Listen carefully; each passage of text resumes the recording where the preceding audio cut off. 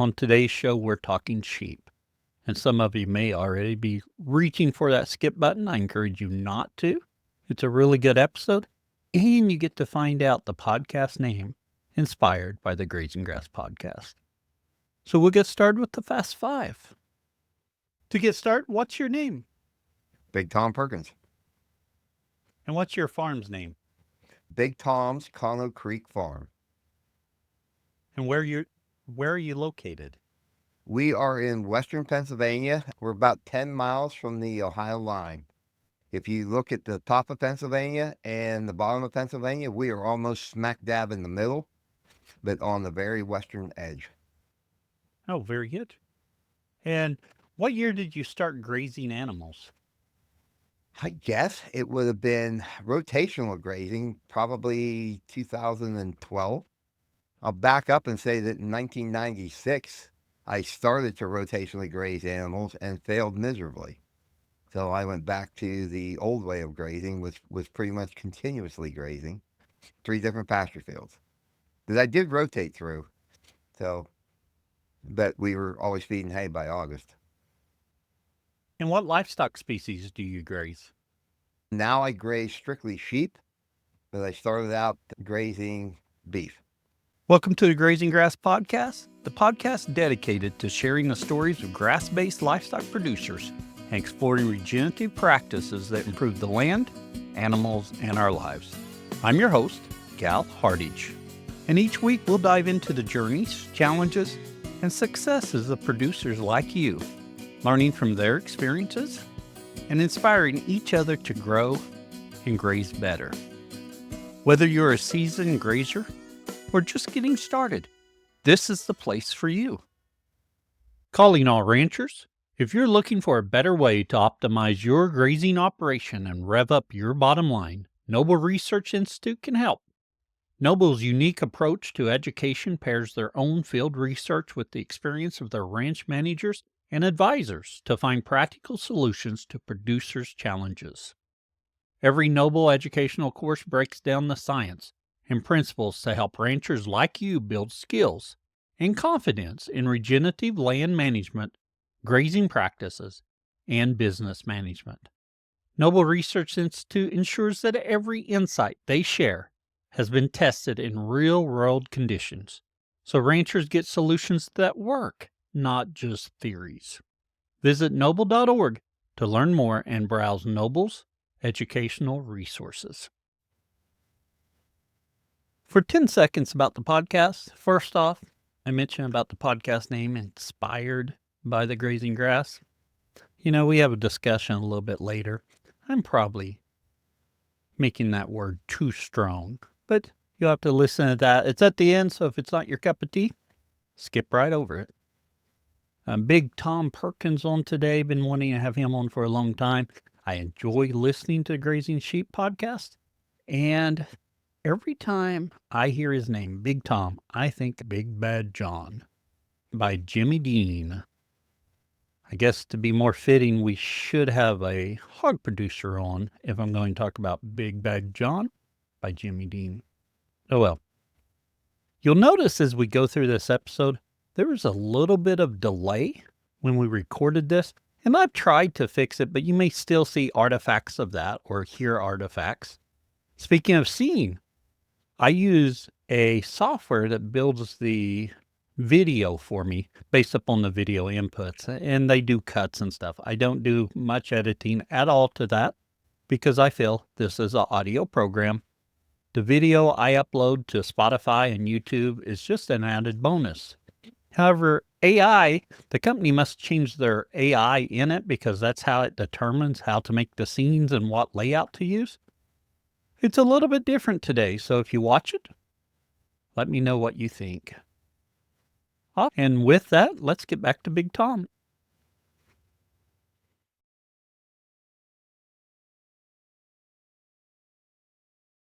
Tom, growing up, did you grow up on a farm? Yeah, this was a dairy farm. My parents bought this farm in 1956 and moved the dairy cows here on July 4th of 1956. I was born in 61, and all I remember is just milking, just dairy cows. It was in the 80s that we sold those dairy cows, and we bought just a few head of beef cows, mainly to keep the barnyard eaten down and to eat any hay that was that got rained on or broken bales, those kinds of things. Did did they do the whole herd buyout in '85? Nope.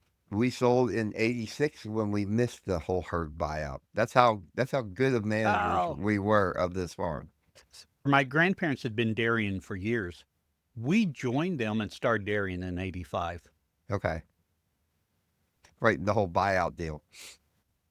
Yeah, the buyout deal was the interesting thing. I haven't thought about it in years. I wonder, looking back, if they feel like that was a success or not. I don't know. I do remember there was talks about there were going to be milk quotas, and you were going to have to buy milk quotas from other farms if you wanted to expand. And I don't know Oh that yeah, any of that ever came to fruition.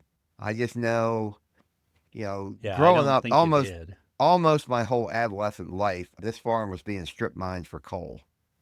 And the original contract on that strip mining said they would tear up no more than 4 acres at a time. And at one point, better than three-quarters of our farm was tore up, and we were still trying to milk cows. And we were buying in feed Oh all the time. yes.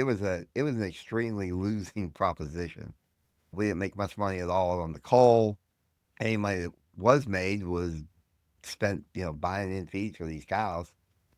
And it wasn't until they had put the whole farm back and we realized the farm was in such bad shape, it was never going to be able to grow corn or any of the stuff that we need. It wouldn't grow alfalfa for nothing. And we decided it was just time to get rid of the dairy cows. And it ruined our water. That was another issue. We shipped grade A. The Oh water yes. the water was so bad. We'd wash all the bulk tank and all the milking units and all that. And when it would dry, you could write your name in it because the water was that bad.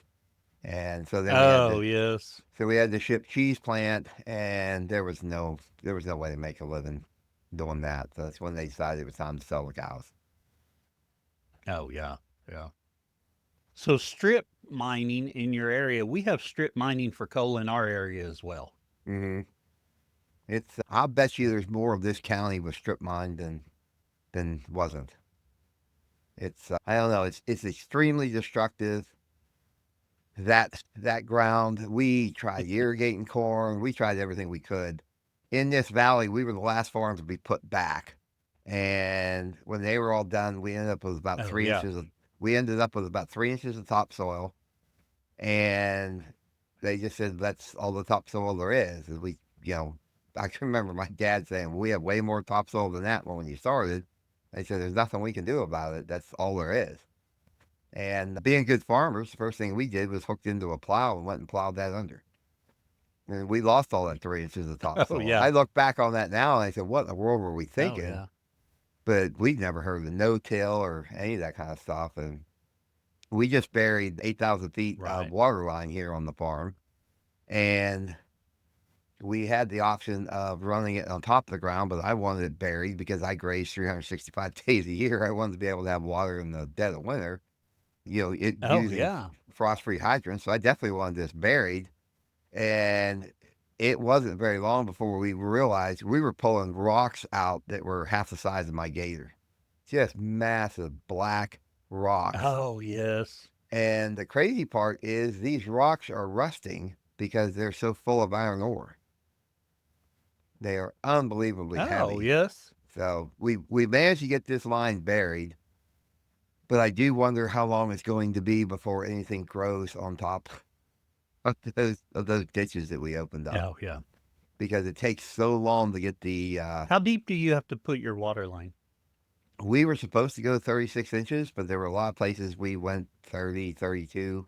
Oh, We had to cross a gas line, and it took us 6 months to get permission to cross this gas line. So it was the very last place that we excavated and put in, and we went to a specific spot because they said the gas line was 6 feet down, and we would be able to go 3 feet to bury our water line. And when they came out and did it, we got down to about 22 inches, and they said, "Nope, that's it. You can't go any deeper." And I oh, just said, I would have buried all my water line at 22 inches if I'd have known we could only go 22 inches here. And so it's been in for a year. It did not Right. freeze. Yeah. It didn't freeze. We did have bitter cold temperatures, and it didn't freeze. Oh, So well, good. I don't know if that's going to be deep enough in the future or not. But the plan is to pile dirt on top of that here this summer as we go through and kind of Oh, clean yeah. everything up, and we'll make that even deeper. The gas company says we can't do that, but my rule of that is hide and watch. So Right. Yeah. if they don't like it, they can come in So with you their all machine and grazed. take it back off. Right. They can fix it. Yeah, You went to beef cows for a while, and you mentioned, I think you said you started rotational grazing in about 2012. What brought you to yeah. that point to try rotational grazing?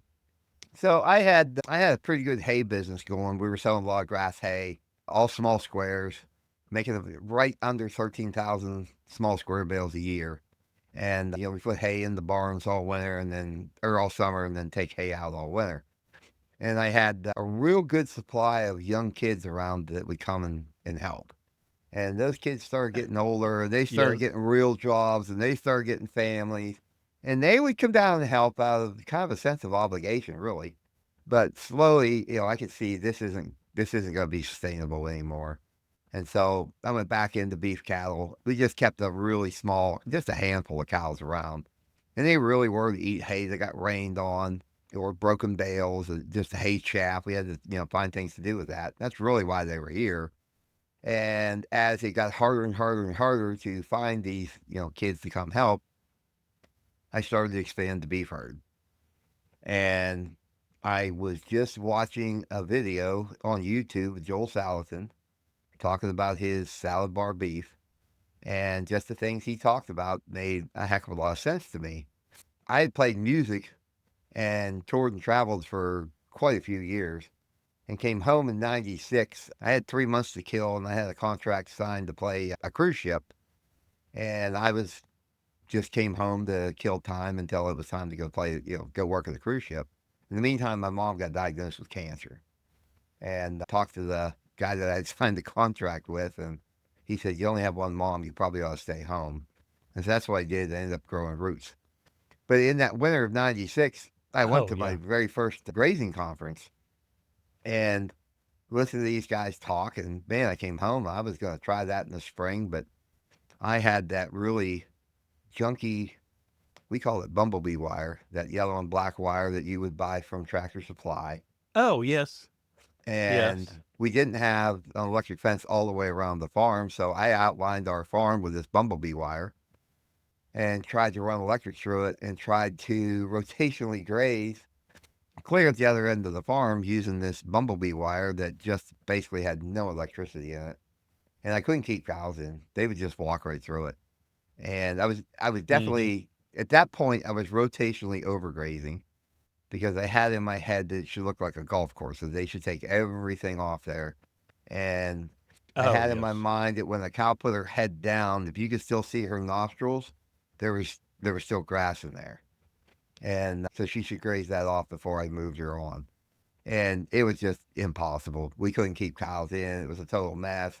Get up in the morning and the cows weren't anywhere near where they were supposed to be. They'd be over on the neighbors' farms. And so I gave it up pretty quick. And like I said, it was in 2012, in the winter of 2012, that I stumbled onto some of these Joel Salatin videos. And that man could sell, ice to Eskimos. And Yeah, you so can. I, so I really scoured and started looking at some of the newer reels and so on that were out there. I went to an auction that spring, and there was a guy that he was a farm that was selling out, and he had done some rotational grazing, and he had some Pell reels. You ever heard of the Pell reel? Pell reels. No, I haven't. They were some of the first that I'd ever seen. They came, I think, from New Zealand, and Oh, yes. they were sitting in a pile with some other stuff, and I got that all bought pretty cheap and brought that home and said, "Okay, I'm ready to try this again." And started out, and all of a sudden it made a little more sense to me. And I read an article the first 2 weeks that I grazed. I was going to move cows once a day, but every time I'd go out and check them, they were out of grass, so I'd have to move them again. I was just making my paddocks way too small. It took me Oh, about yeah. three days to get the cows to the point where when I walked to the corner and called them, they all came, and I could just open that wire up, and they'd walk right through to the next bag, put their heads down, and eat. And just I was reading an article in Stockman Grass Farmer about leaving those solar panels behind, and suddenly I realized I'm doing this all wrong. I'm taking way too much grass off, and so just started moving cows, started making the paddocks bigger, and still continued on with the move cows in the evening, move cows in the morning. And I did that up Oh, yes. until 20, I guess 2021, maybe 2022, and decided it was time to get rid of the cows and just concentrate on the sheep. I could graze cows 365 days a year, but our ground doesn't freeze enough to hold those cows up. And so they would just pug my fields up, Oh, yes. something horrible. And yet my sheep, Yeah. they could be out there. They were fine. As long as I'd move them every day, they'd be fine. They wouldn't tear things up. And I made that decision. The cattle prices were coming up. And I thought, this is probably when I'm going to get the most money I possibly could ever get for these cows. Had I held them a year longer, I probably would have got even more money for them. But I was pretty happy with the price. Pretty happy with the price I got for them, Oh, yeah. and they were doing well, and they worked well in my grass system, and I put an ad in the paper and got two calls, one guy from Indiana and one guy from Virginia. And the guy from Indiana came out with a big stock trailer, and he looked at him and he said, "I'll take them. How are we going to get them loaded?" And I said, "Well, I'll just call them and they'll just walk with me, and we'll walk right into the barn and close the gate behind them." And that's what we did, and managed to get them loaded. The last cow was a bit of a pain to put on. They weren't used to being penned up at all. They got a little wild once we penned them up. And but we loaded them up and they went down Oh, the yeah. road, and it was kind of a sad day. I'm still a cow guy at heart. When our sheep lamb, got my right hand man, he'll climb in the jugs and he'll make sure that each teat is open. And just a couple of weeks ago, he said, she's got milk. And I said, in all four quarters. And he said, well, in two of them. He goes, I'm still that cow guy. Right. Yeah. So, Okay. why'd you add sheep to your operation when you were grazing beef cattle? And you mentioned a little bit with the plugging. Yeah, as I had bought some cows in and started to sell some calves from those cows, sitting down doing the math, and I'm thinking, man, I'm going to have, 50 or 60 cows here if I'm going to attempt to make any kind of a living. And there wasn't enough grass here for 50 or 60 cows. And in probably three different beef magazines, there was an article in there about adding sheep. And I thought, my first Oh, thought yeah. was, this is nuts. Why are they putting sheep in beef magazines? And I truly wonder if I go back and look at those magazines, if there really was an article in there, or if the good Lord was just planting this seed in my head saying, this is what you need to be doing. Oh, yeah. And they talked about the Katahdin breed as being like Hereford cattle. Just good mamas, easy care. You just don't usually have a lot of problems with them. And so I started looking for Right. registered Katahdin sheep, and I found them up in Dryden, New York, which is about 6 hours away from me. And I drove up there and looked at them. And that gal had a father who was very sick, and he lived in North Carolina. And she knew she was going to have to spend a lot of time with him. And so she was selling her adults, and she was keeping her lambs. And if I recall correctly, her father didn't have long to live, but she wasn't spending as much time with him as she could. So Oh, I bought yes. her. I Right. went up there to buy 10. She had 11 in a pen, so I ended up coming home with 11 bred ewes. And I put Why those did you ewes. decide to go with registered animals? I knew that I always wanted to sell breeding stock. And Mhm. growing up a dairy guy, if you were going to sell dairy cows, you wanted to sell registered dairy cows. You didn't want to just sell grade dairy cows.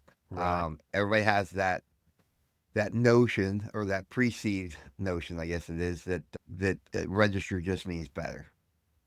And we both know Right. that doesn't mean anything. You know, I've been on some pretty big commercial flocks, and walked through those sheep and said, "Man, there's not a ewe here I wouldn't mind having at home." It's a really, really nice sheep, and there's not a registered paper anywhere to be found on any of them. So Oh, it yeah. really is. It really is in your breeding. And so I did know that. Yeah, I did want to be able to sell seed stock at some point, down the road. We got involved in the National Sheep Improvement Program pretty early on, and that just it's a program that lets you monitor the traits that you can't see. You can't see the weight gain. You can't see parasite resistance. You can't necessarily see. It's hard to measure how much milk that ewe is producing without going through massive calculations that are hard to do on your own. And the National Sheep Improvement Oh, yeah. Program lets you do all that. Doesn't tell you whether that sheep's got good feet, whether that sheep has a good udder, whether that sheep sheds out well. It doesn't tell you any of that. You still have to do all your own, Right. phenotypical work, but it does allow you to measure these things. And I knew running a grazing operation that parasite resistance was going to be very important. So we started early on bringing in rams that would increase our parasite resistance. With the National Sheep Improvement Program, what kind of data do you have to provide to them? You can provide as little or as much as you want. They're going to charge you the same either way. So I'm going to provide as much data as I possibly can. We start out as Right. soon as those lambs are born. We want to get within 24 hours of birth. We want to get a birth weight on that lamb. This is something you just like with cattle, you can breed for smaller birth weights, heavier birth weights, whatever you like to do. We like to just keep track of it. Early on, we had really light birth weights Oh, yeah. and we had quite a bit of death loss. And it wasn't until I read an article that, your birth weight is a direct correlation to that we decided we need to do something to bring our birth weights up. And so I think it's a very important trait. Then we're looking at about a 60 to a 90-day weight that we're going to take, and they call that the early, or it's called a weaning weight, even though you may not have weaned your lambs yet. It's just a term that they use. And then there is a post weaning weight.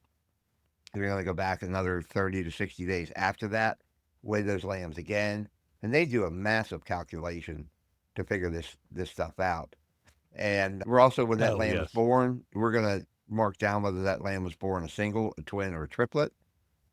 We're going to mark down whether that lamb was raised as a single, a twin, or a triplet. Because you can have triplets, one dies, now it's being raised as a twin, not necessarily a triplet anymore. But this program takes into calculation Right. how long that one triplet was alive. And so it was only getting 1/3 of the milk that was available for a certain period of time. Then it suddenly can now get half of the milk that's available. And this program takes all this into consideration and does this massive calculations. And these supercomputers are in Australia, where they raise lots of sheep, and they know how to put all these Oh, calculations yes. together. And the other main thing that we're measuring specifically is we're going to do a peak weight count on those lambs. When those lambs are just as we're getting ready to wean those lambs, we're going to take the ewes and the lambs, we're going to put them in a paddock, and we're going to overgraze that paddock. And it's really a matter of time because we know that's what overgrazing is.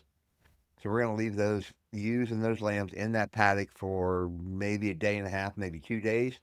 And then we're going to move them on in the rotation as we normally do. Over the next 30 days, we're going to wean those lambs. And then we're going to bring those lambs back to that same paddock. And we're going to have them overgraze again. And we want those lambs to become infected with the parasites that are there, that Homunculus contortus and Oh, the yes. barber pole worm. And we want those lambs to get infected. We're going to wait 3 to 4 weeks after that, and we're going to pull fecal samples on those. So we send those fecal samples off to usually Virginia Tech, and we get those fecal numbers back, and then we plug that into that program. That all gets sent off to Australia, and it comes back and it measures the parasite resistance in those lambs. And we want to have a bare minimum average of 500 eggs per gram per animal. So we'll have some that literally have Oh, yeah. 6 or 7. We'll have some that might have 26,000. But we know, Oh, yeah. because we have those kind of numbers, we know everybody got infected. It's just how good are they Right. at fighting those off. And that's really what we're measuring for that. And we know that with parasite resistance, with the work that's going on in North Carolina University and West Virginia University, WVU, that parasite resistance in sheep is not just about parasite resistance, it's about their immune response. And those sheep just have a massive immune response, the ones that are highly parasite resistant. And we're believing that parasite resistance not only equates to the actual being able to slough off those parasites, but it's just overall healthier sheep, just because they've got such an immune response. Oh, yeah. The milk in those ewes are so much higher in IgG, the immunoglobulins, and so it's a much better colostrum for those lambs when they're first born. It's amazing the work that they've done and the stuff that they're figuring out. And so we feel like even if we Oh, were yeah. just raising sheep in confinement, we would still be using parasite resistant rams for a replacement ewe lambs. Yes. Have you seen how long have you been doing the improvement program? So we started sheep in 2017, and I think it was 2020 that we started into the National Sheep Improvement Program. We Oh, had some okay. records before that were able to, upload that. They call it historical data. So we were able to upload some of that data. But the, as soon as we got the first fecal results back, we had used two different rams. One ram we bought that was an NSIP ram, and we knew that he had parasite resistance. The other was a ram that we had bought out of a show flock that I had some ewes with some just not legs that I liked. You think of cows with really crooked legs, Oh, and yeah. as they get old, the pastures start to fall apart. They have trouble getting up and down. I couldn't find any information on that about sheep, but I figured if it's bad for cows, it had to be bad for sheep too. So I was talking to a Right. cousin of I mine, and agree. and he said, "Well, you're the one that has to look at them every day. So if you don't like the legs that are on them and you want to improve them, go right ahead." So we bought this show sheep that had really nice straight legs, and all my sheep now have really good legs because of that show sheep. We named that ram Tim, Oh, yeah. and the ram that was parasite resistance, we had named that ram Brad, and I got that information back, and there was a night and day difference between those two rams.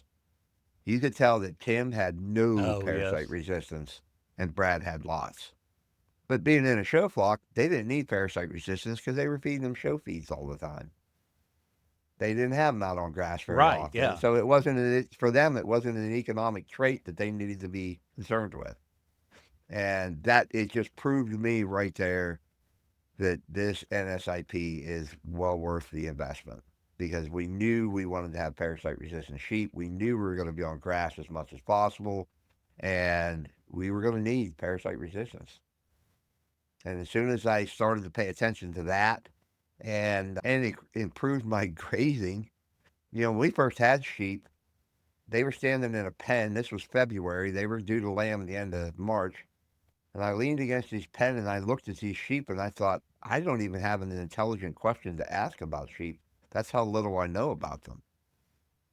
And I had read an article that said the parasite life cycle was 30 days. I thought that meant the parasite hatched. 30 days later, the parasite was dead. And so I set myself up a rotation with these sheep at 35 days. And what I didn't realize was it meant that the egg would hatch, would be then in an L3 larva at the end of 30 days, and it was ready to infect your sheep. And so we had major parasite issues right from the get go Oh, with that yes. with that rotation. And by doing some studying and some reading up on it, I came to the realization that the longer the rest period for the grass, the better it would be for those sheep. And we were going to lose some of those parasites were going to die off. It didn't take me very long to figure out too that suddenly, with that grass being so much taller, it was a whole lot easier to keep those sheep from grazing down into that parasite zone, because we know those parasites are typically Oh, going to be yes. in that bottom 4 inches of grass. And if we can keep them out of that bottom 4 inches, they're not going to be infected. And I've wormed one ewe in the last 5 years. I'm hoping by the end of this summer I could say I've wormed one ewe in the Oh, wow. last 6 years. It hasn't, Yes. and some of these ewes are terrible as far as parasite resistance goes. They don't have any. It's really because of the grazing that we do that we're able to keep them out of that zone and keep them in pretty good shape. Yeah. Let's talk a little bit more about your grazing and how you're managing to keep them where they need to go. Because I'll be honest, with our sheep, that's probably the biggest negative I have is our fencing, the way I'm fencing them. I don't have as much control over them as I would like to have. So we started off with netting. We did have a 5 wire high tensile fence that went all the way around the farm, but only the middle wire was hot. And those sheep would walk right Oh, through yeah. that. They would walk right through it because they were below that wire. They weren't going to get shocked. So we started out with netting, and I literally took popsicle sticks and set them on my floor and tried to figure out how I could move this netting and with the minimum amount of nets to be able to get these sheep, moved to fresh grass. And so I Oh, yeah. came up with we had to have at least 7. So that was almost $1,000 investment in these nets. And that's what we did the first 3 years. We moved sheep every day, moving nets. Every day we would move 3 nets and connect into the square that we already have. And that was how we Yes. moved sheep for the longest time. We finally got to a point where our nets were really getting beat up. It was really hard to push electricity through the nets. And I had a bunch of ewes that figured out that they put their head on the bottom of that net, they could pick it up and not get shocked and walked underneath it. And so I got irritated and I went Oh, out yes. and I ran a single hot wire or poly wire about 6 or 8 inches off the ground and about 6 or 8 inches inside that net. And so that if they wanted to lift that net up, they were going to have to touch that poly wire first. And so I didn't put any electric in the net, just that poly wire. And it took about 3 days before I noticed as I was moving sheep that they didn't graze under that poly wire. And I knew at that point, I think I got these sheep trained to poly wire. Oh. And now we could take our Oh, yeah. nets. We could take our nets and run them just in 2 parallel straight lines. And we could now use poly wire to subdivide those nets. And suddenly that was a game changer. It was a whole lot easier to take these nets Oh, and yes. run them off in straight lines and then just use our poly wire to subdivide. And 2 years ago, we had grazed this farm long enough that I knew where I wanted to put permanent interior fencing, and everywhere where we would have run two rows of netting, that's just where we put our interior fencing. And so it's now Oh, yes. 5 wire high tensile fence. We're using the wooden H braces on the ends and then put timeless fence posts in every 25 feet. And I've got my wire spaced. My bottom wire is a neutral wire. It's 6 inches off the ground. And then the rest of them are hot. And after that first 6 inches, it's 6 inches, 6 inches, 6 inches, and then 9 inches. And that puts my wire height, I think if my math is right, it puts me at 33 inches. And that's just low enough that I can throw a leg up over that and get in without having to squeeze all this big body through 9 inches of wire. Oh, It yeah. it works out really, really well. Now we always shut our fences off when we go to move sheep because I don't like getting shocked. And too many times I've tried working fence hot and you actually you accidentally touch something you're not supposed to, and it just lights me up and I hate it. So I just shut the fence off Oh, yeah. and then go move sheep. And my sheep are so well trained. More than once, I walk in a building to shut my fencer off, and it was still off from yesterday. And my sheep are still where they're supposed to be Oh, yeah. because they don't want to touch the Yeah. fence, and So you they're not overly hungry either because we're moving sheep every day. right. How many so you're moving them each day and you're using poly wire to make those daily breaks. How many Yep, strands of poly wire are you running across? I'm still running 2. I could probably run 1, but I start at the one fence and I hook my handle into that fence and I take 10 or 12 steps and put a I use pigtail posts too. That's the crazy part. I use Gallagher Oh, orange yes. top. I use the Gallagher orange top pigtail post because to me that's the best post on the market.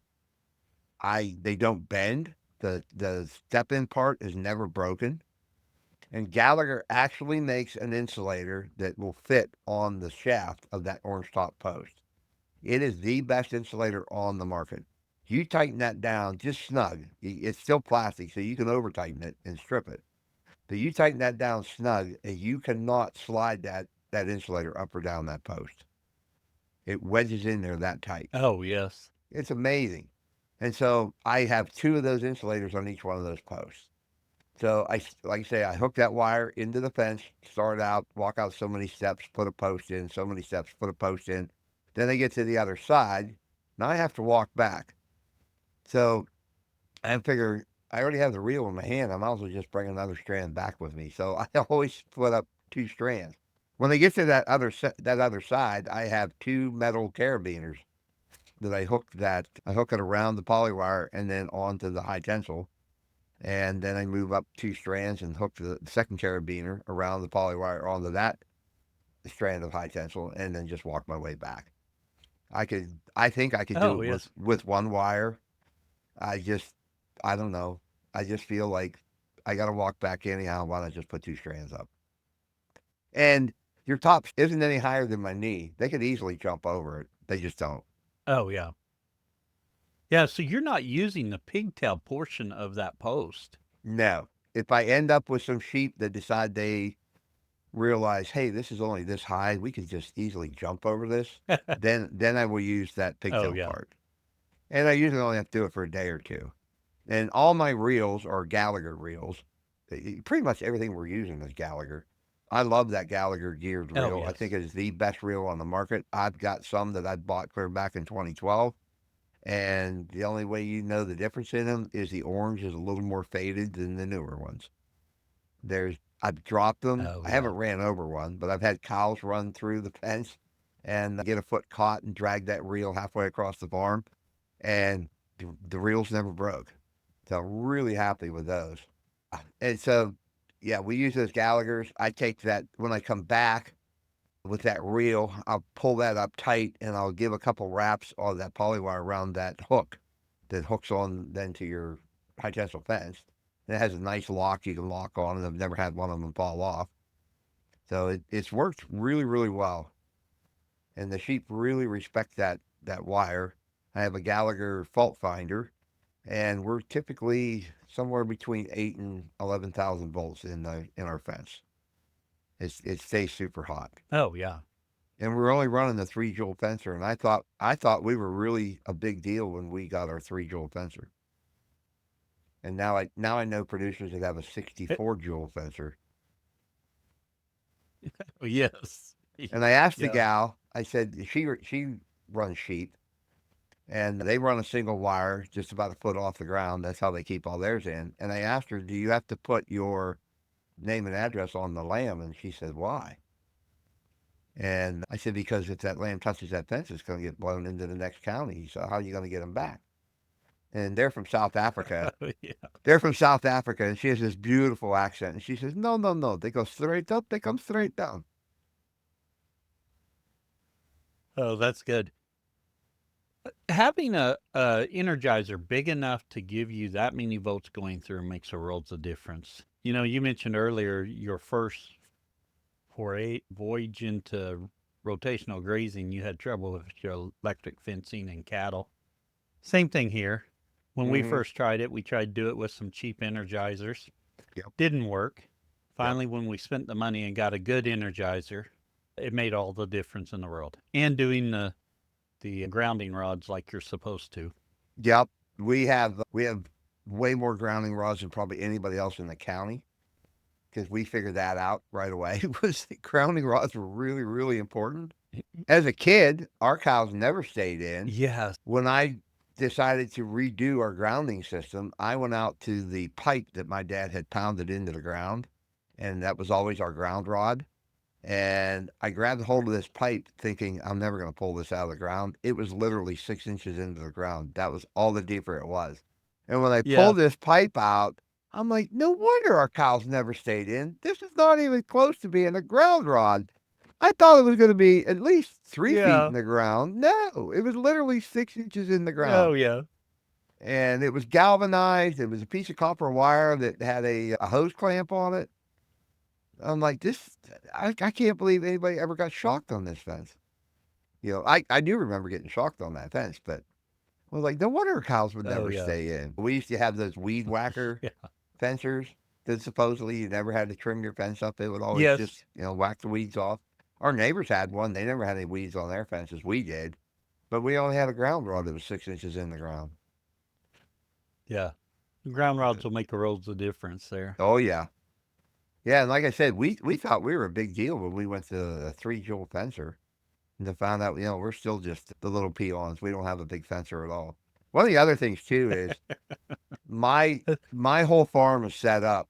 I've got, I guess there are 38, I think, pastures, and I only run electric to the pasture that I want electric in.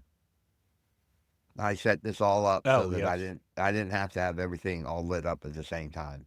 The bad news is the other Yeah. pastures that you're not in, the grass is growing up into those, and you end up having to go out and either spray all those fence lines or weed whack them. And in my future, I will have a much bigger fencer and probably keep most of those electrified at the same time just to keep the weeds, knocked back on them. Oh, Because yeah. they Yeah. So tell you don't me have with to do these that 64 maintenance on jewel it. fencers, if you've got weeds on it, just hook it up and come back tomorrow, they'll be gone. So Oh, I don't yeah. know. I don't Yeah. know if they're pulling my Uh, leg or not, but we're going to find out. no. I suspect it can do it. Yep. I think it will. So we'll find out. With, yeah, with your sheep, are you selling a majority as breeding stock or you sell some for meat market? How are you marketing your sheep? So our top 10 to 15% of our ram lambs will be sold as breeding stock.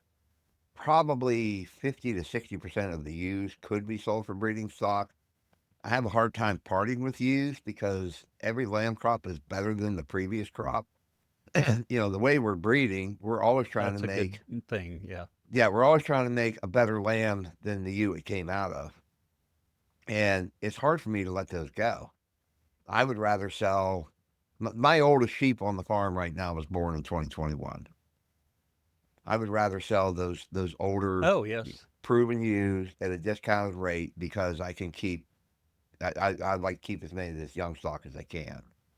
The sheep that aren't going to make breeding stock, those lambs are going to go into some kind of a meat market. Mostly, so at this point, my bottom third of my flock, which are still pretty good sheep, but they're not going to make my top 10% ram lambs. Those get bred, and these are all Katahdin sheep, by the way. They get bred to a Suffolk ram. And the main reason for Oh, that okay. is because I want that hybrid vigor. And two, I don't want to have a half Suffolk ewe on my farm. So I'm not tempted to keep her. And Right. we will sell those into the light lamb market, the ethnic market. And those lambs will be anywhere from 55 to 65 pounds. And that's right at weaning. We end up with a few that are over that, but that's right at that weaning, and we're getting a pretty good price for those lambs. We take most of our lambs out to Mount Hope, Ohio. It's a 2 hour ride, and it's well worth it. Oh, yes. And Now, so I then, think I read somewhere you have multiple lambing seasons per year. yeah, we typically lamb at least 3 times a year. I'm looking to increase that. I'm flirting with the idea of lambing every month just for cash flow. Oh, Those yes. those And lambs, you're just glutton for punishment. I am but I'll tell you another thing. I go out and check sheep before I go to bed, and then they're going to be Yes. lambing, and I don't get up in the middle of the night and go look at them. If they can't keep a lamb Oh, alive yeah. till morning, then they don't need to be here. They've got to have the mothering ability Right. to take care of them. I had a lamb or I had a ewe that had a lamb. It was her first, and I went out and she was just beating the snot out of that lamb. That poor lamb hadn't eaten at all, and she's going to go on a coal truck. She's in a head gate now feeding that lamb. Oh, And if yeah. she has to stay in the head gate for 60 days, she will. But she's going to feed that lamb. And we're not going to keep that lamb. And it's a little ram lamb anyhow. So we're not going to keep that one. And she's going to go on the coal truck because you got to take care. I'm way too lazy to be sitting out there bottle feeding lambs and all that. I'm not doing that. Right. These sheep need to work for me. I'm not Yeah. working for them. So I don't know. It's I think all farmers are optimists to begin with, and so if you're a crop farmer, you're all excited for Yes. spring, and then you're all excited for the harvest. And with a lamb farmer or a sheep farmer, if you're only lambing once a year, you only get the excitement once a year. So this is like Christmas True. Yes. more times per year. Yeah. So I love I don't lambing know. season or calving season. Yeah. Yeah, I'm kind of excited about it. It's I know too the sheep that are in NSIP. I'm really excited to see, to take those measurements and see what that data comes back. Did I make a good choice in the rams that I used and that kind of a thing. But the so like I say, it's very few ewe lambs you'll ever sell. My podcast partner Cam, he was here 2 summers ago, and he's a pretty good shepherd. He's much younger than I am, and right away he picked out two ewe lambs that he really liked. He wanted those in the worst kind of way, and I'm thinking those are my best two ewe lambs. I don't want to sell those, and he kept telling me put a price on them, put a price on them. So I told him I wanted $1,500 a piece, and he said $1,500 a piece. He said that's crazy. I said it's only crazy if you'll pay it. If you won't pay it, it's perfect. Right. That's my do not want to sell price. And, and Yes. I've told that story many times, and I think, man, if he'd have bought those, I'd have been really upset. I'd have been disappointed because I really didn't want to sell them. But Oh, yeah.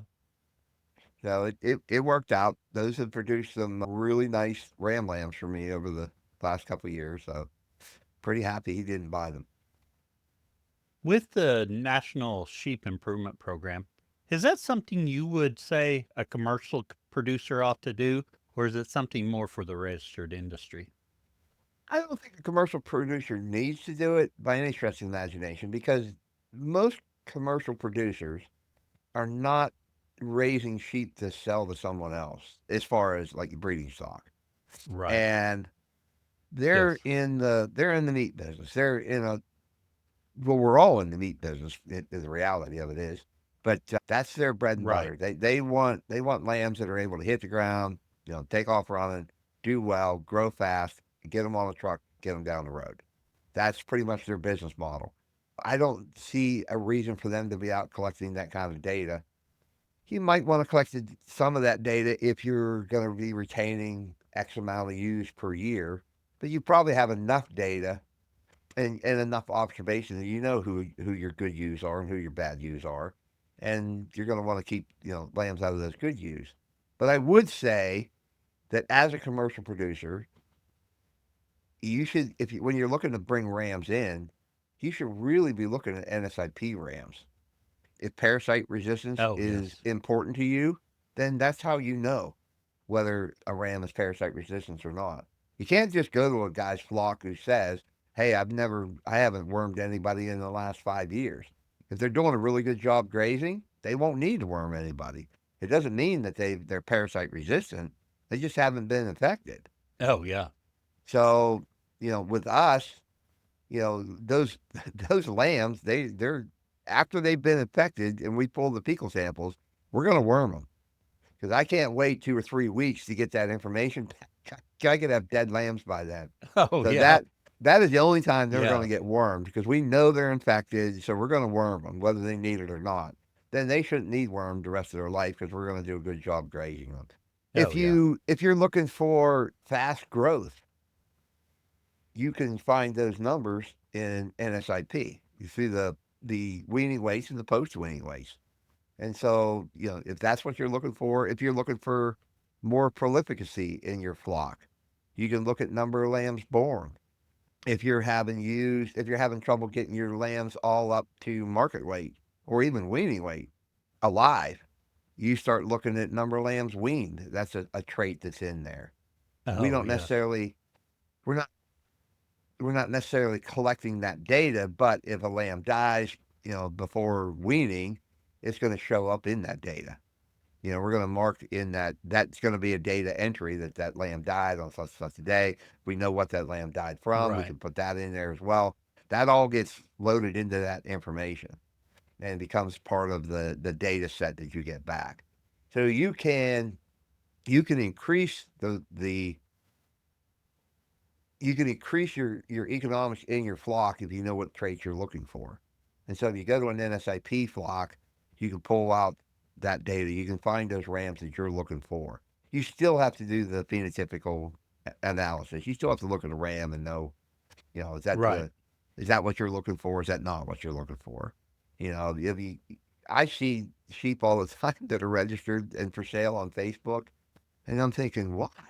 That thing just needs hit in the head and send it off to the Oh, sale. yeah. Send it off to the sale. You're not going to get much for it. It's pretty ugly looking. Don't be selling that for a breeder. That's not what that should be at all. And I'll give you a prime example of that.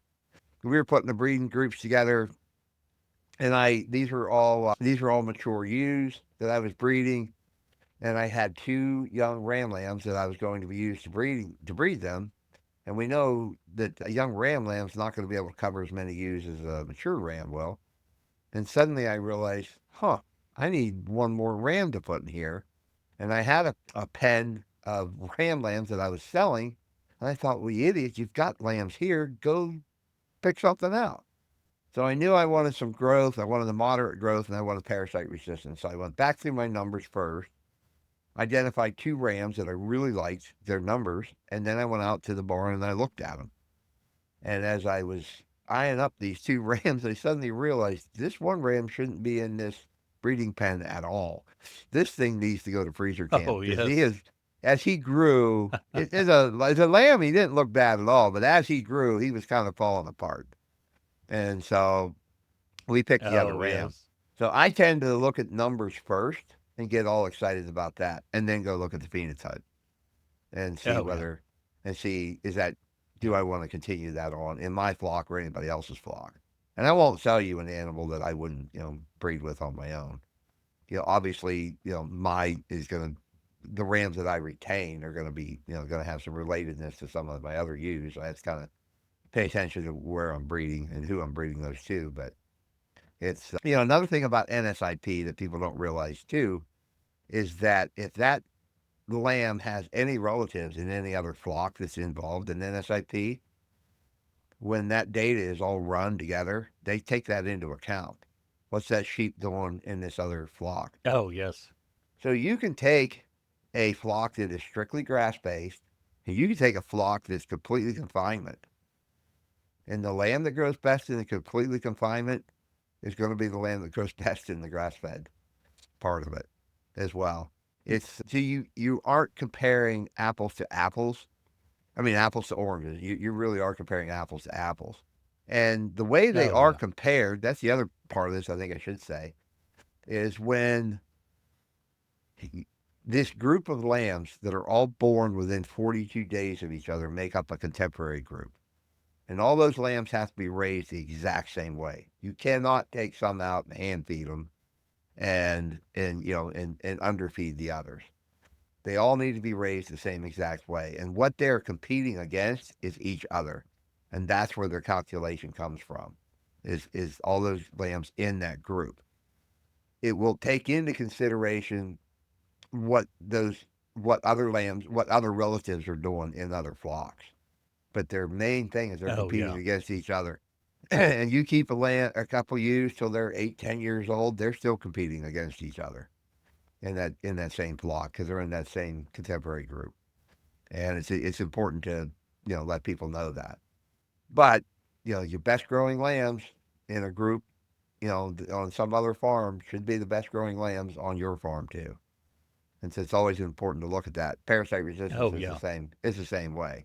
If you've infected them, it doesn't matter where they're at, what farm they're at, they should still end up with the same amount of parasite resistance. It's just so if I have a single that weighs 60 pounds and I have a set of triplets that only weigh 40 pounds and they're all the same age, You would think, well, the single's going to win every time because it's bigger. But they take into consideration that the triplets were born triplets and raised triplets. So it's all put on an even playing field. Oh, yeah. So, and that kind of math gets very complicated to do. And that's why it's so much easier to send it off to Australia and let them figure it all out. They just plug it into a supercomputer and it all Yeah, comes let them back. calculate it. Yep. Very good information. Let's shift gears just a little bit for our overgrazing topic and talk about your podcast, the Grazing Sheep podcast.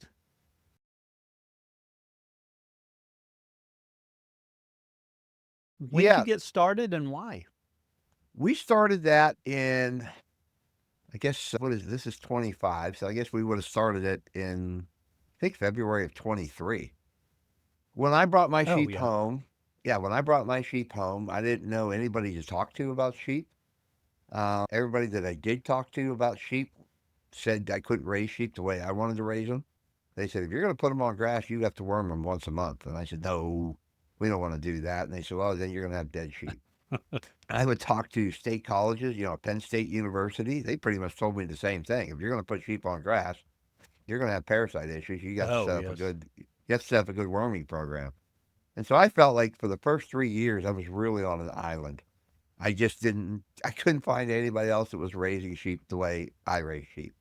I saw on some Facebook posts here and there, it seemed like people were raising sheep the way I wanted to, but I would kind of try to reach out to some of these people, but they all lived far away.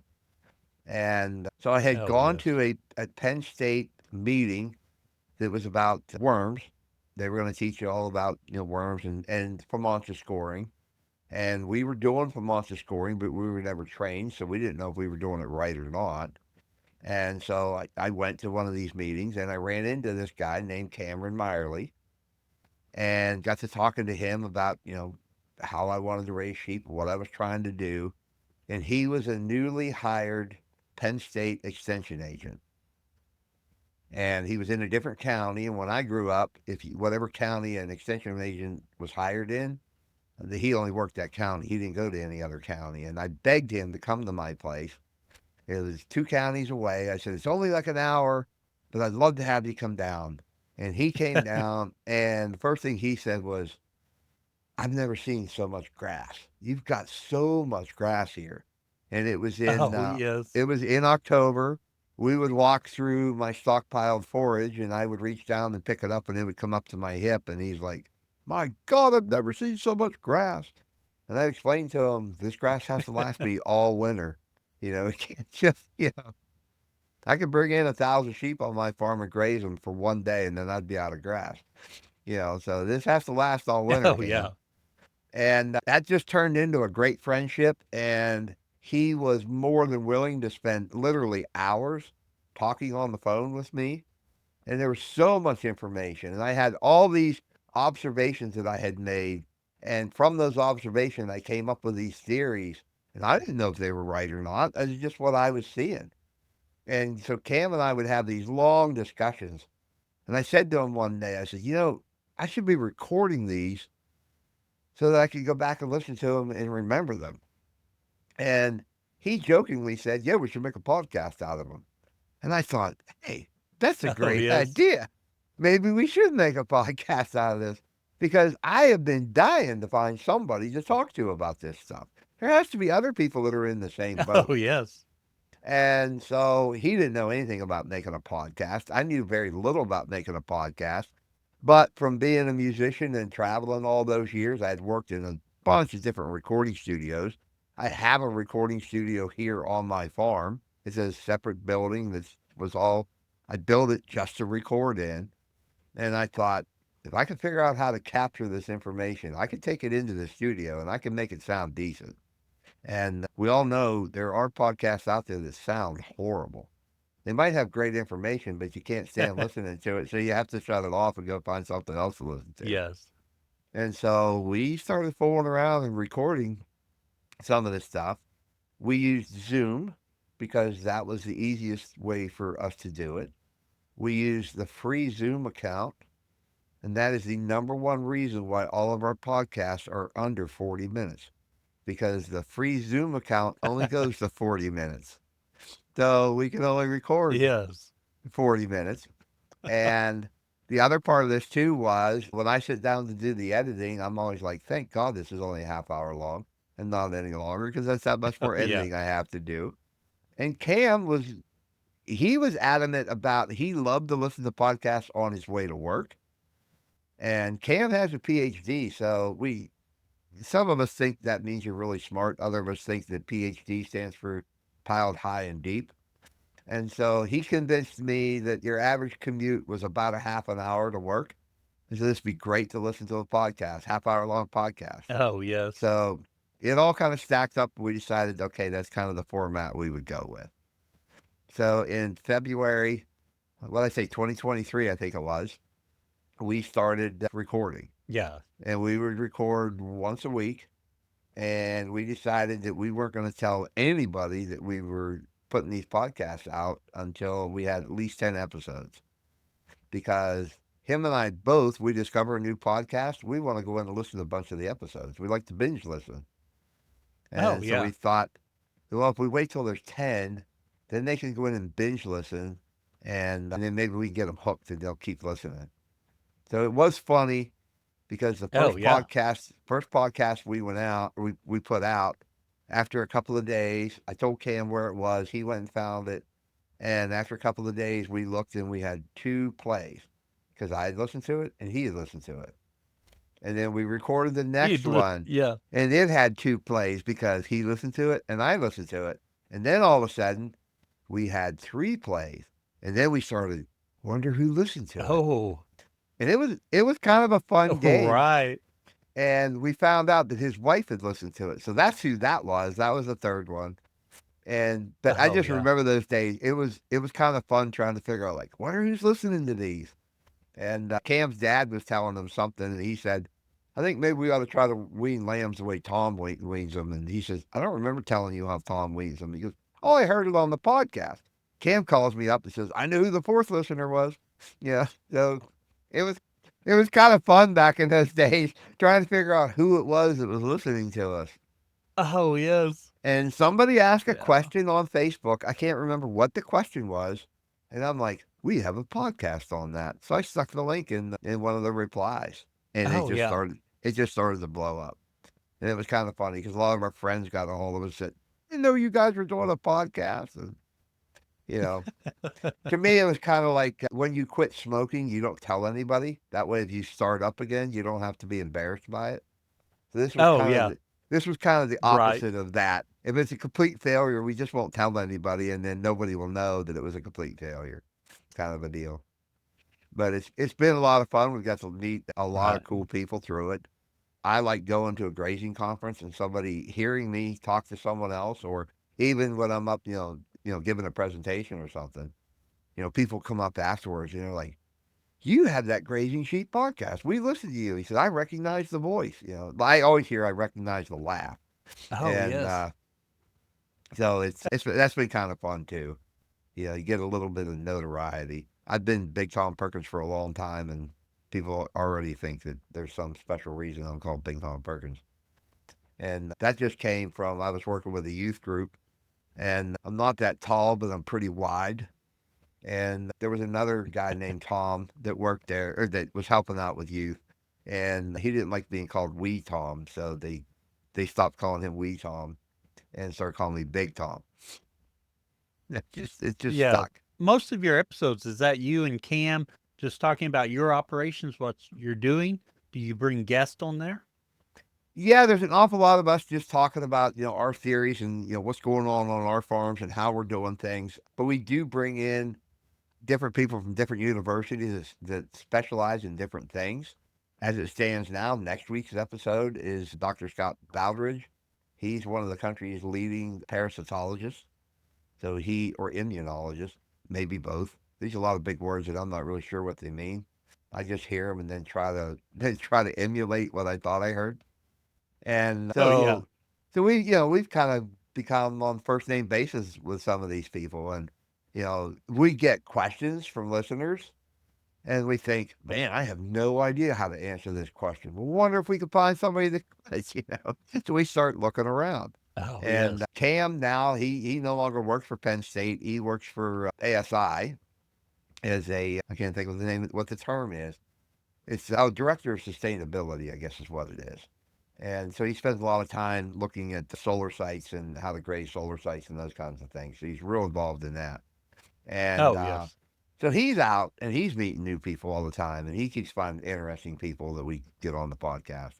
But it is really to try to provide as much information, probably for new shepherds more than experienced shepherds.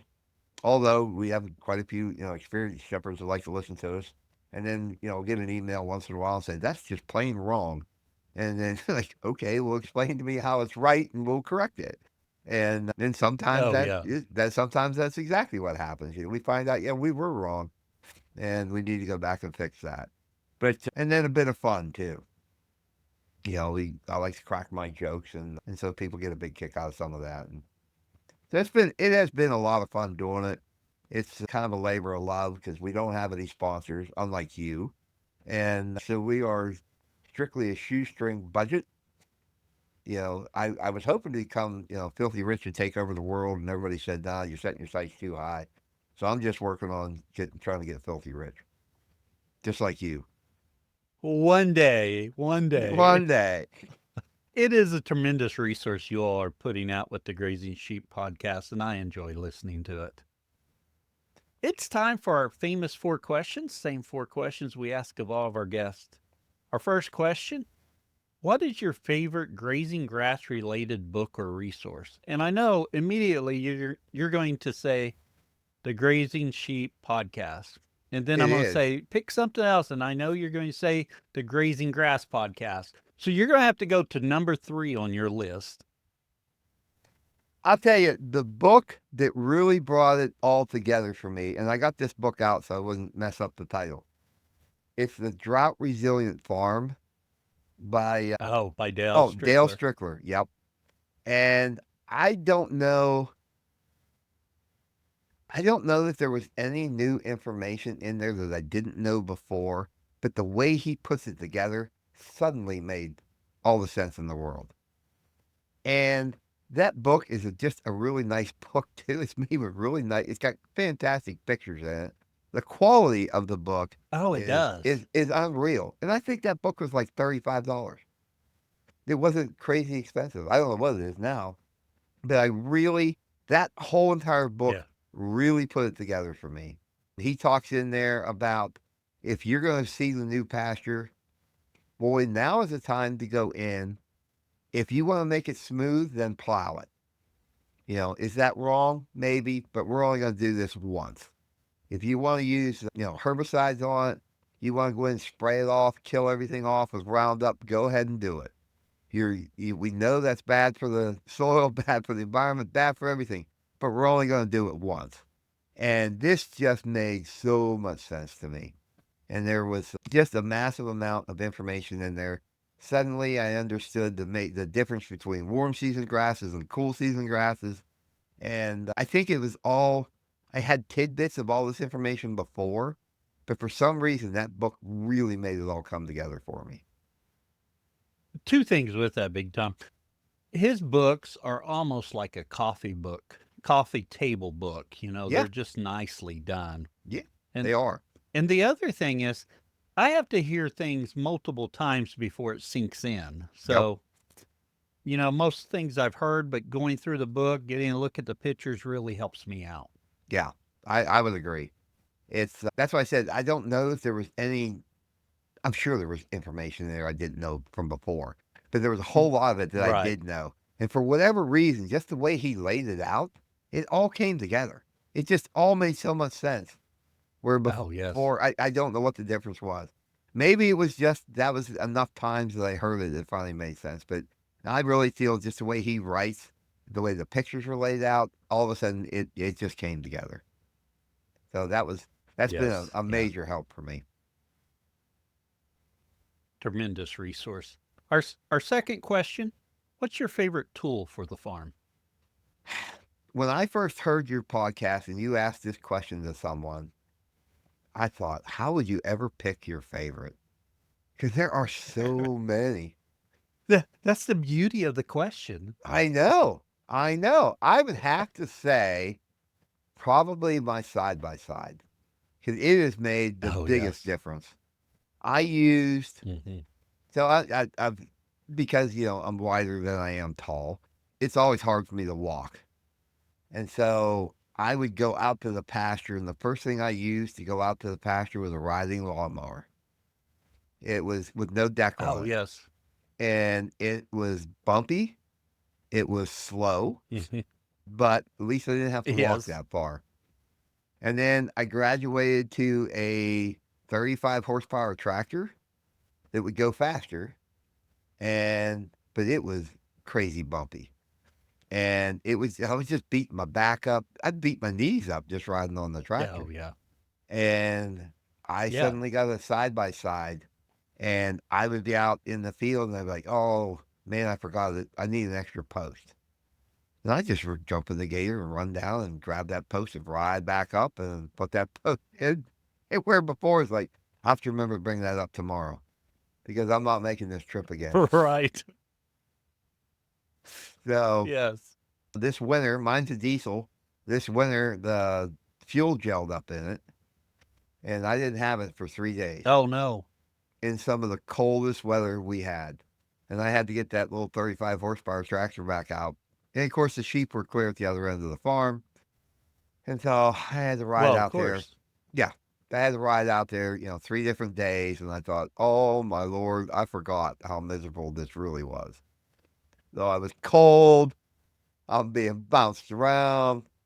And I was so happy when we were able to get the gator, bring it back down, get it in a heated building, get that fuel thawed out, and then could run it again. So I'd have to say that would be it. That's Yes, my favorite a tool. side by side can be so handy. Oh, yeah. Yes. Very expensive tool. Oh, yes, I agree. In fact, I look at prices on them and I have sticker shock. They're insane. They're insane. I would never buy a new one. Our third question, what would you tell someone just getting started? Get out and do it. I spent, I don't know, countless hours trying to figure out how to do it absolutely perfect before I went out and did it. And I was at a grazing meeting. This was probably in 2012. And somebody said, just go do it. You're going to screw it all up. It doesn't matter. Just go do it. Oh, yeah. And now I tell people the Yeah. same thing. Are you going to overgraze it? Probably. Are you going to undergraze places? Probably. But it's not going to mess up your whole farm. It's just one little spot. And you just use that to learn. Right. And that's how you go from there. You learn by doing things. If you sit around and wait till it's going to be absolutely perfect, you're never going to be able to do it. Because I don't know that I've ever had a paddock move that was absolutely perfect. Some are closer than Right. others. Yeah, some are closer than others. And if you, like I say, if you mess it up, you mess it up. But it's only one spot. It's not your entire farm. It's just one spot. And if you have to skip that spot for the rest of the summer, you just skip that spot. It's not a big deal. So just Yeah. get out and get started doing it. Just learn from what doesn't go well. That's it. I've heard it said numerous times that good is the enemy of great. Because if it's good enough, you don't strive to get to that great point. But Hmm. I think you can make the argument perfection is the enemy of being great as well. Because I get hung up because I think, oh, I got to design the perfect system or it's got to be perfect, and then you don't get anything done. So I think that's great advice. Just do it. Yeah, I can give you a prime example. We had a door to a granary that's on the side of our barn. Nobody ever knew it was there because the guy who built it originally, it just made it just blended in so well that it looked like boards just came all the way down the side of the barn. You didn't notice that there were two hinges and this little tiny gap that went all the way around. Oh, He really yes. built it well. And we had a big windstorm come up and it just broke our door. And so my dad said, "Oh, we'll just throw some boards together and make another door." And I said, "No, no, no. It has to look perfect. It has to look just like it did before." And I came home one day and he had fixed it, and it looked terrible. Now you look at it, you can tell there's a door there. It took me 2 years to realize Oh, that yes. if it was up to me, that door still wouldn't be on there because it had to be perfect before it went on. Oh, He yeah. he just put a door together that serves the purpose. It works. So It you can't works. wait. You cannot wait for Yeah. perfection. You just have to go out and do it. Yeah. So true. And lastly, where can others find out more about you and the podcast? You can find the podcast pretty much anywhere you listen to podcasts. We upload to Spotify. That uploads to, a lot of the others. Apple used to be Google, but I guess now you can't do Google anymore. And we think most of ours come from most of our listens come from Spotify or Apple. There's a Cast Box that I didn't even know there was such a Right. thing as Cast Box. But so pretty much any platform that carries them. If you want to, reach out to me, you can do that at bigtomperkins@gmail.com. I get quite a few emails a day. I don't get them answered every day, but usually I'll sit down at least once a week and dedicate some time to try to answer some of these. But definitely go because we're trying to outdo the Grazing Grass podcast. Yeah. Yeah. Well, I hope you do. Well, I hope we'll just tie all the way. There we go. There you go. I tell people on finding my podcast, I'm like, it's everywhere you listen to a podcast. And if you go somewhere to listen to a podcast and the Grazing Grass podcast is not there, let me know. I'll get it there. Yeah, yeah, absolutely. We're just quit listening to that platform because clearly they don't carry quality material. Right. Exactly. Yeah. One last question, Big Tom, that we added in just a few episodes ago, and it's a question you asking me. So you have a question for me? Huh. Let me think. I didn't I sprung that on you so that you'd give me an easy question. Yeah, I guess because it's called the Grazing Grass podcast and ours are called the Grazing Sheep podcast, how often do you rotate your grass? Because we have to rotate sheep every day. And so, how do you move your grass from one paddock to another? I I don't move the grass that often, but then again, I move it quite often. The Yeah, blades of grass that's already been eaten by an animal are that's right. inside the animals as I move them each day. Yeah, I have a feeling that would be the direction you would go with that. I really did. So, yeah, it was just kind of a pun. It's funny, after you got a hold of me, I started thinking we had come up with a bunch of different names for our podcast, and we didn't like any of them. And I woke up one morning just thinking about the Grazing Sheep podcast. And maybe a month later, I ran into your podcast again, and I thought, ooh, I got the name from him. What if that's where that came into my head? Well, Because you had the I'll, Grazing I'll Grass start taking podcast. credit for that. Yeah, I might owe you credit for that. That might be where it came from. Because I think you started your podcast a good 6 months before we did ours, I believe. But maybe I'm wrong. Maybe it was out even Yeah, longer than actually, that. it was even longer than that, but I Okay. took a break in there. We had a health scare. My wife had breast cancer. Mm, She's doing great now, but good. during that time of the breast cancer, we stopped producing any episodes. So I Okay. started, in fact, we are coming up next month will be 5 years of the podcast. Okay. But there was a Okay. certain period of time I was releasing monthly, and then I took, I don't know, a year off because there Yeah. was about a year in there that was just focused upon fighting that breast cancer. Yeah. I've often wondered if I have ever had an original idea, if it wasn't just an idea that was inspired by another idea that I'd heard before and then made it my own. But yeah, there was a morning, that I woke up and I thought, well, we just call it the Grazing Sheep podcast because that's what we do. And sometime later, I ran into yours again. And I thought, oh, what if I stole that from there? I wonder if that's how that happened. I hope not, but Oh, I think it's a great title. So thank you. it it works out. The other Yes. beauty of this whole thing is that I've got to work through this whole podcast, and I've never thought once about how I'm going to edit it. Yes. Yeah. I have thought Yeah. quite a bit about how you're going to edit it, but I have to edit it. Yeah, there's been a few. Actually, it has crossed my mind on editing because there's been a slight delay, Yeah. and it's caused me to talk over you a couple times. So yeah, Yep. it's going to cause me a little bit extra work there, but Mhm. I bet I can get it figured out. But I All right. appreciate you coming on and joining me today. Well, I thank you for having me. Thank you for listening to this episode of the Grazing Grass Podcast, where we bring you stories and insights into grass-based livestock production. If you're new here, we've got something just for you. Our new listener resource guide is packed with everything you need to get started on your listening journey with the Grazing Grass Podcast. It gives you more information about the podcast, about myself, and next steps. You can grab your free copy at grazinggrass.com/guide. Don't miss out. And hey, do you have a grazing story to share? We're always looking for passionate producers to feature on the show. Whether you're just starting out or have years of experience, your story matters. Head over to grazinggrass.com/guest to learn more and apply to be a guest. We'd love to share your journey with our growing community of grazers. Until next time, keep on grazing grass.